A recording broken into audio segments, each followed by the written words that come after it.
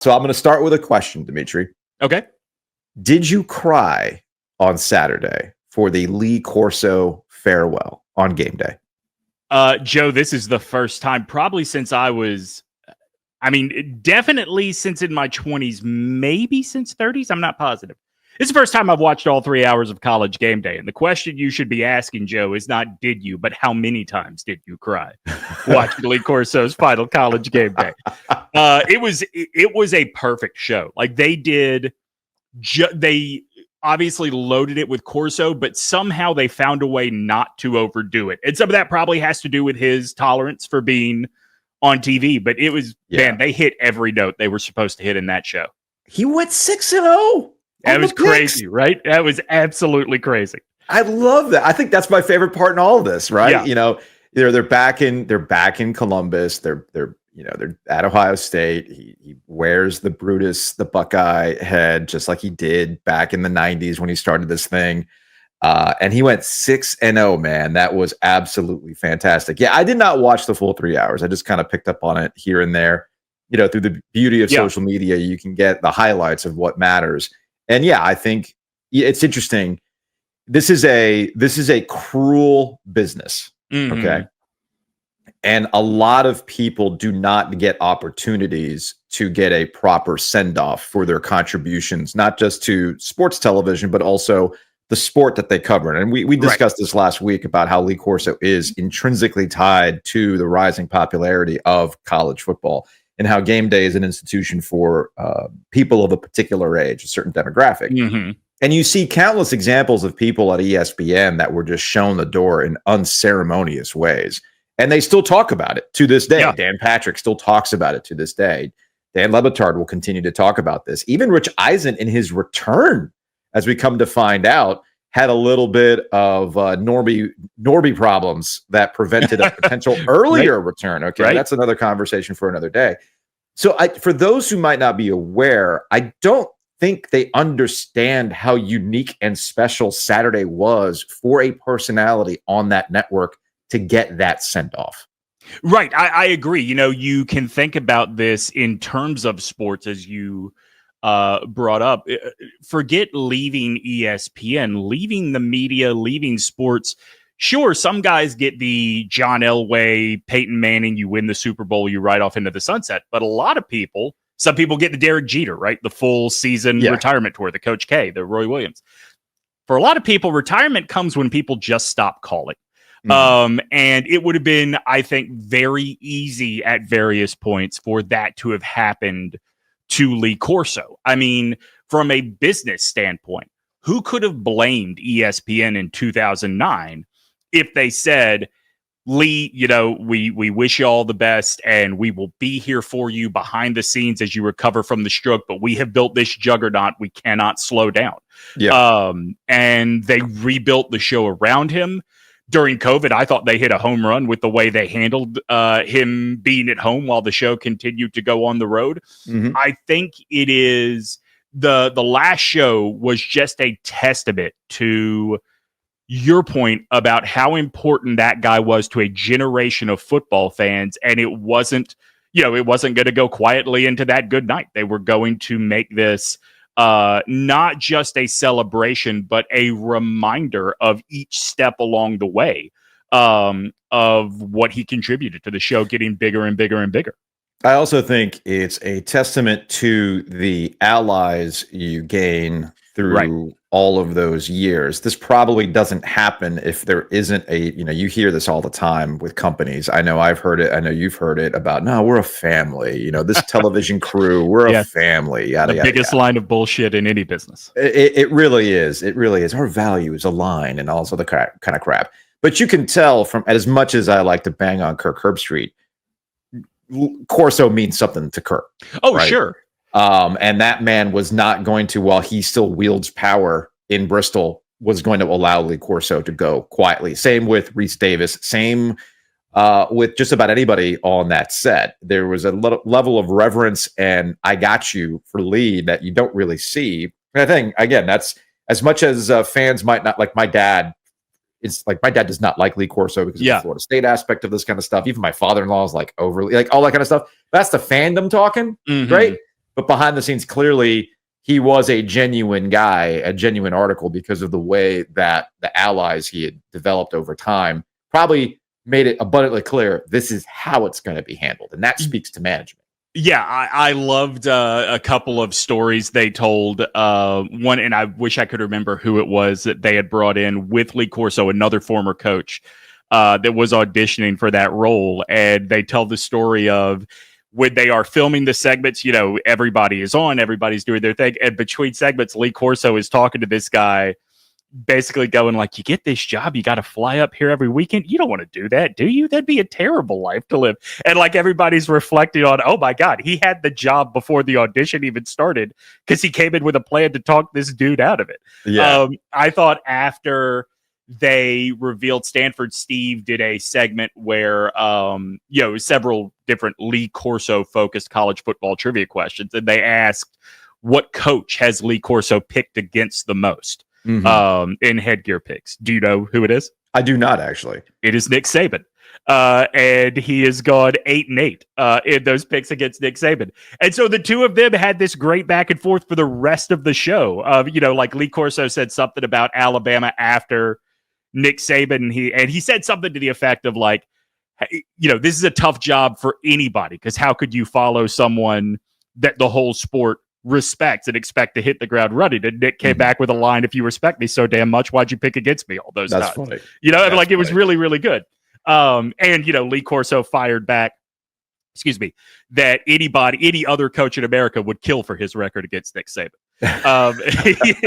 So like there were all these moments that remind you that, yeah, Lee Corso is a step slower. And I think I've told you this story a few years ago when he got inducted into the National Sports Media Association Hall of Fame. I ran into Lee. I was walking into the bathroom as Lee was walking out.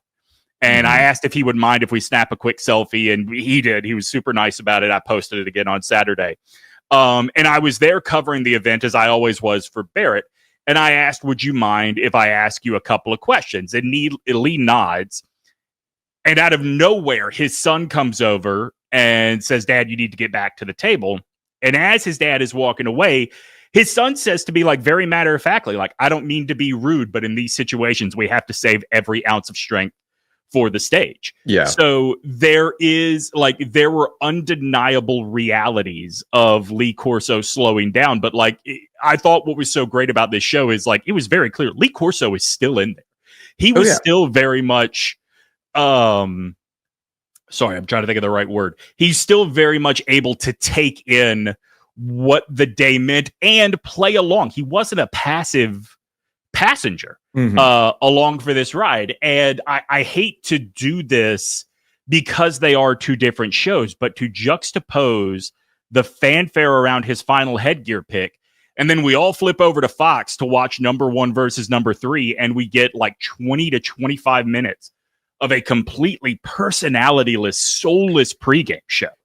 Yeah, man, it was maybe that was the best tribute to the guy you possibly could have had. That's actually a really good transition point because that's where we're going next. Okay, and this goes a couple of different ways as we go into probably what we would describe as the true start to the next generation of college football pregame shows, if you are into such things. But I think it speaks to a larger trend of where Fox and ESPN are going related to their most important properties. Yeah. And I did not watch the Fox pregame show, admittedly. I just got things in clip form. And sure enough, shocking, Dave Portnoy is going to be Dave Portnoy. He's wearing the trolling Michigan t-shirt. He is calling out the SEC for being fraudulent and all that kind of stuff.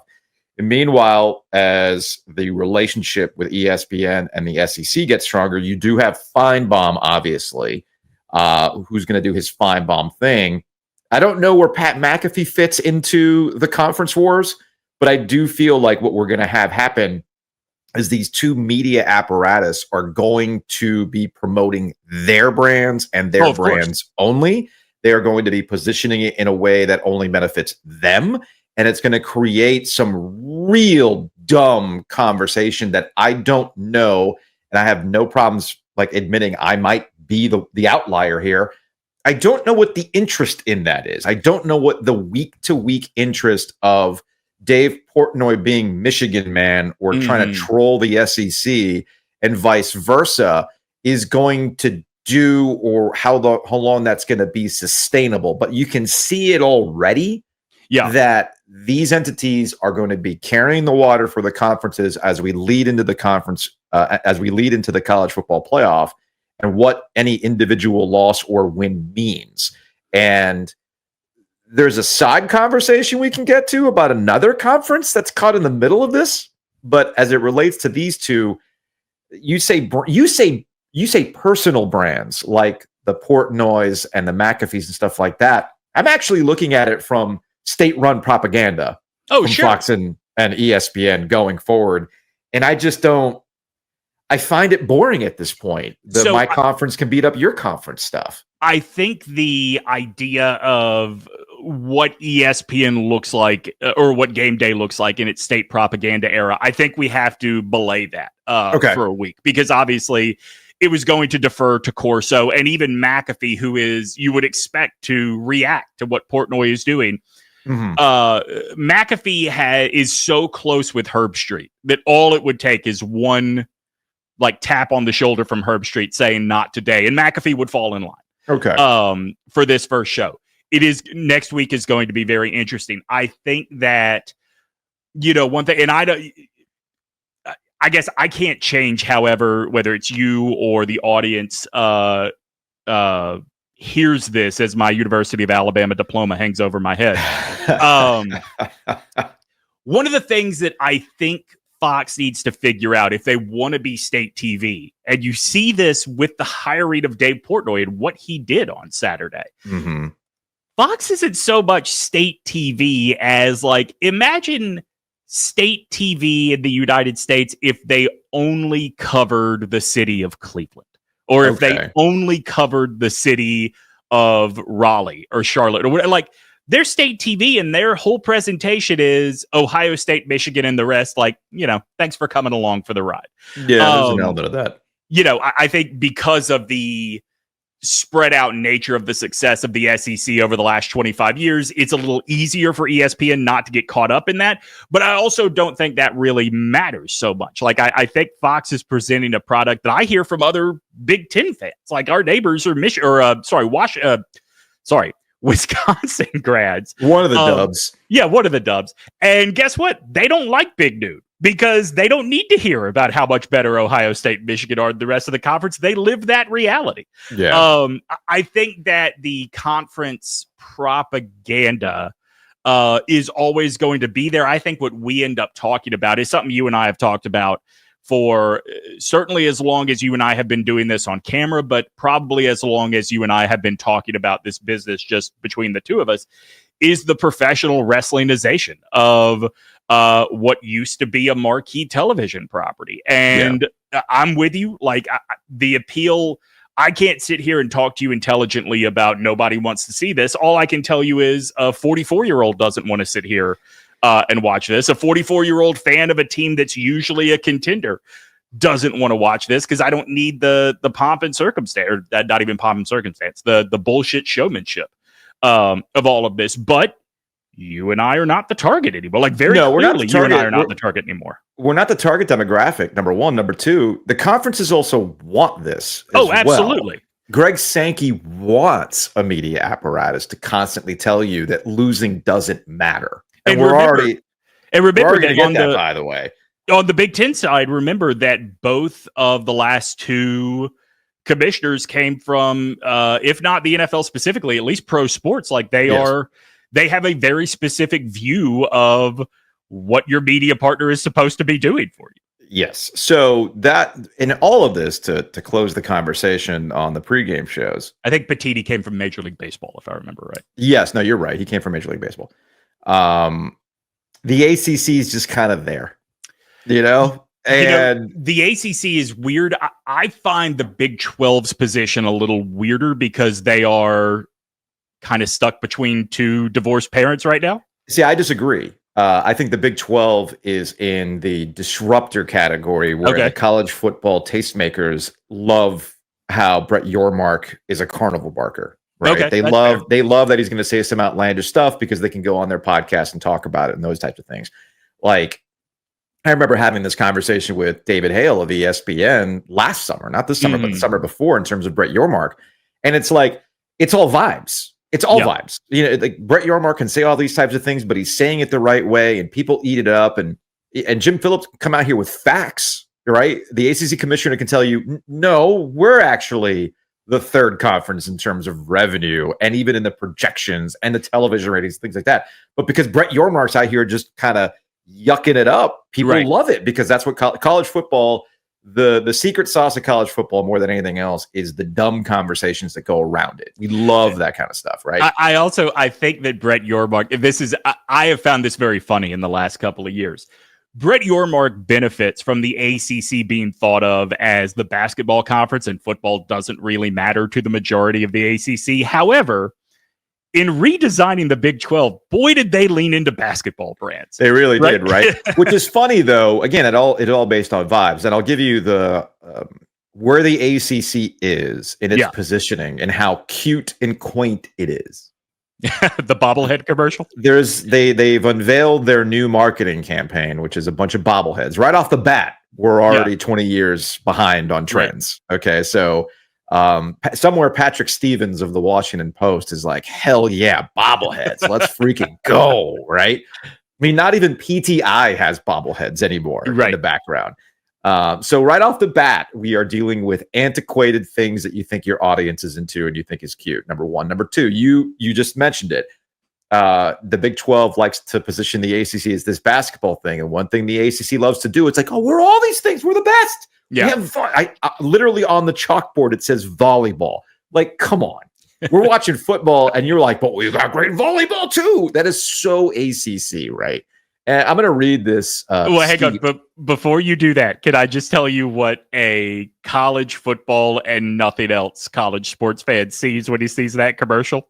Yeah. Like the perfect metaphor for the ACC is that commercial is the Clemson Tiger telling everybody else, get your shit together and quit embarrassing me. Pretty much, yes. Well, in Clemson, Cade, I've been getting told nonstop how Cade Klubnik. Oh no, he's no. Oh yeah, number one draft pick, far and away. Even if Arch is in the pick. Once again, Clemson looking like they're ACC good, not college football playoff good. Anyway, I meant more from the standpoint of like, hey, football matters to us. The rest of you, right. So Jason Kirk from Shutdown Fullcast had posted this saying the ACC's bobblehead commercial is cute and fun, but I don't know why conferences tell lies like best quarterbacks, best fans. Not even these mascot bobbleheads believe these things have ever been true about the ACC. Got to be honest with these bobbleheads proclaiming widest geography, most cookouts, that kind of stuff. You know, my contribution was, hey man, what other conference has a team that so desperately wanted to be here that they deferred 9 years of TV money? Not anybody else. Okay, we got SMU. You don't, right? Right. Or like, hey, our headquarters is in Charlotte right now. Charlotte's got a lot. Okay, Charlotte's got a lot. So one of the bobbleheads turned to screen to go, hey, the Pac-12 is reforming and the two California schools aren't even considering leaving. Right. So that's where the ACC is playing a game that just it's kind of like Democrats. Hey guys, this ain't the game anymore. Right. And you're still playing, you're still going to the same playbook when that playbook got thrown out, lit on fire. Okay. Yeah. Like it's time to, and it's evident in how they even position their ACC network. Like I was watching some of the ACC network coverage leading into the NC State ECU game, and you could tell there's been some serious budget cutbacks. Okay. Not to say that there's not budget cutbacks just about everywhere else, but if you watch College GameDay, if you watch the SEC stuff, while I know there's been budget cuts, it's not so overt that the average person can tell, hey, man, this ain't what it was last year. What's happening? It's interesting. I've always found this interesting about the ACC network, and I think you and I bring two very different perspectives to this because you know people and talk to people regularly at the ACC network. I know people and talk to people regularly at the SEC network, and I want to be very clear. This is not a shot at anybody at all. In fact, the person I'm going to single out here, Alyssa Lang, the two people I'll single out, Alyssa Lang and Cole Kublik, are good friends. And I think they are incredibly talented. They are positioned on the SEC network as stars. and both of them are sideline reporters, right? Like Cole and I think Alyssa both have studio duties as well, but on a college football Saturday, Cole's on the sideline for the primetime game. Alyssa's on the sideline for the morning game. And SEC fans know their faces, know exactly who they are, know what Cole's deal is, though Alyssa is like the fun sports chick personality. I don't know that anybody at the ACC network, aside from, now Jimbo Fisher, who's going to tell you every team he could win a national championship with. Right. I don't know that anybody means anything. Jimbo Fisher's there just waiting to get another job. Right. Dave Clawson's good. I like Dave Clawson as a personality. He's got a lot of high energy, but I don't think anybody is like losing their minds to hear what the Wake Forest coach has to say about what's going on. And then because of the new ACC, they got to bring in, we got to make sure that Cal and Stanford feel included. So they bring in somebody from the West Coast. So all this stuff to close the conversation on this, you can just kind of tell from week one how it's going to go for the ACC the rest of the year after they had a really good opening weekend without the UNC TCU game having kicked off. All things considered, from the Florida State win, Miami's win last night, overcoming Mario Cristobalness of it all. Somehow Notre Dame turned it into Mario Cristobal. Right. So they actually had a good weekend. Yeah, they had a really good weekend. You're not going to hear about it because nobody's in a position to discuss it for a whole list of things that we just listed. But I think the biggest one is I will maintain, and I believe this with every fiber of my being, the ACC audience is not receptive to state-run propaganda. They're just not. Yeah, and I'll wrap here. Going back to the Big 12 ACC comparison, very similar to the SEC Big 10 comparison. The Big 10, Big 12 don't have to be reliant on one single state media the way the SEC and the ACC sold out to. I did not watch the end of Clemson LSU because I don't know if you know this, Joe. My number 2 love in all of college football is the Hawaii Rainbow Warriors. Yes. I flipped over to TNT to watch that game before it got wildly out of hand. Hawaii and Arizona. And leading into that game, nobody on that panel is a Big 12 alum. Nobody in the booth has an association with a Big 12 school. Leading into that game, TNT, Adam Lefkoe was building up for the first time in history, Big 12 football on TNT Sports. I mean, it was Hawaii and Arizona, and they were treating it like this is the start of a new era, and the ACC doesn't have anybody doing that for them. No. It never will as long as they have thrown their lot in with the same group that has the SEC. They tried it with the CW, but it just doesn't resonate because it's not cable. It's a regional network, and it was just like zombie Raycom, even though I thought CW did a pretty good job. Oh, God, it literally made my head hurt trying to watch that compressed picture. Yeah, no, the picture was not good, but the production value I thought was actually pretty good. All right, that's going to wrap it up for the free portion. We're a little long here because we're laboring on Labor Day. That's right. If that's for the free portion, you want to hear our thoughts on the media meltdowns that are about to occur and the fan meltdowns that are about to occur with Arch Manning and the Alabama coach that's not named Nick Saban, then by all means, sign up for the YouTube membership channel. Just go to the YouTube page, the Ovies and Giglio YouTube page, hit join. It's less than a tray a month, man. You can't get a tray for $5 anymore. Used to be $5 cash got you whatever. Not anymore, but it can get you OG fans membership. So head on over to the YouTube channel and sign up today. Thanks to everybody else who has signed up for that. We'll see you in the chat here momentarily.